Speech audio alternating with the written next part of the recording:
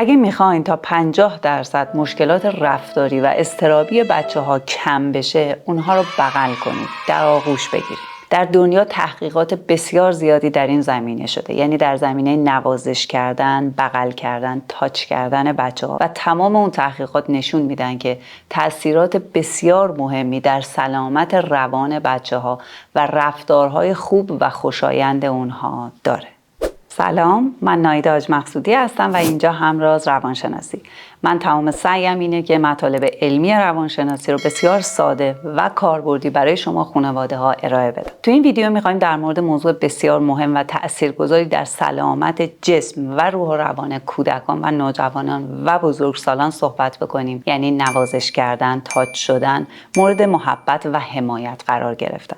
تحقیقات بسیار زیادی توی دنیا در این زمینه شده. میتونید از اینترنت جزو اولین و موثرترین تحقیقات رو که شخصی به نام جان بالبی انجام داد رو ببینید خودتون و تأثیرات بسیار شگفت انگیزی رو که اونجا مطالعه میکنید مطمئنم که شما رو تحت تاثیر قرار میده. من میخوام از تحقیقی صحبت بکنم که جزو آخرین پژوهش‌ها در دنیا هست و در دانشگاه UCLA انجام شده. عکسی که دارید مشاهده میکنید داره تصویر دو تا مغز بچه 3 ساله رو با هم مقایسه میکنه. ما میبینیم بچه‌ای که مغزش کوچیک‌تر هست، کمتر رشد کرده و لکه‌های توسی رنگ داره، بچه‌ای هستش که مورد غفلت قرار گرفته، یعنی نوازش کمتری گرفته، تو شرایطی بوده که تاچ نشده. به هر دلیلی میتونه مادر افسرده باشه، میتونه چون مادر یا نگهدارنده اصلی کنارش نبوده. فعلا تو این ویدیو کاری به دلایل نداریم. موضوع اصلی ما این هست که متوجه بشیم چقدر تاچ کردن، نوازش کردن، محبت کردن برای ما انسان‌ها ضروری هستش. و با رویکرد دیگه‌ای میتونیم به این قضیه نگاه بکنیم، یعنی رویکرد طرحواره درمانی که دکتر جفری یانگ میگه. ایشون هم میگه جزو 5 نیاز اصلی انسان‌ها برای سلامت روح و روان یکی از مهمترین‌هاش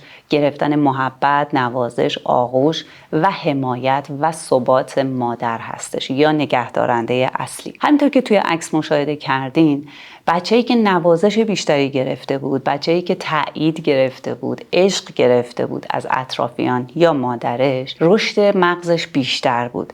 لکه‌های توسی رنگ که نبود که نشون دهنده تروما یا دراماهای زندگی اون بچه میتونه باشه یا فقط غفلت رو داره نشون میده. نه تنها اینا نبودن، حتی نوازش رو گرفته بود و این باعث میشه، تحقیقات این رو نشون میدن که نوازش میتونه مغز رو بزرگتر بکنه و نواحی از مغز که مثلا قسمتی که مسئول احساسات هست در بچه‌ای که توجه و عشق بیشتری میگیره، این قسمت بیشتر رشد میکنه. در این پژوهش گفته شد که وقتی کودکان و نوجوانان مورد نوازش و محبت و حمایت خانواده قرار میگیرن، کمتر اضطراب رو تجربه میکنن، استرس کمتری رو در مراحل زندگی تجربه میکنن و اینها به احتمال زیاد در بزرگسالی کمتر دچار افسردگی میشن و میتونن مهارت همدلی رو بیشتر تجربه بکنن در مسیر زندگیشون. یکی دیگه از آیتم هایی که تحقیقات نشون میده اینه که تاب‌آوری بیشتری در مسائل و مشکلات زندگی دارن. تحقیقات نشون میده که بغل کردن هورمون اکسیتوسین رو میزانش رو زیاد میکنه و هورمون استرس یا هورمون کورتیزول رو کاهش میده. این اتفاق، این پروسه باعث میشه که ما احساس امنیت بیشتری بکنیم و زمانی که هورمون استرس سطحش میاد پایین و احساس امنیت میزانش میره بالا، مغز میتونه رشد بکنه و قسمت‌های از مغز که مرتبط با روابط اجتماعی و مهارت‌های اجتماعی هست میتونه بیشتر رشد بکنه. پس ببینید که یه نوازش ساده، محبت، لمس کردن بچه‌ها به چه چیزهایی توی مغز میتونه مرتبط باشه.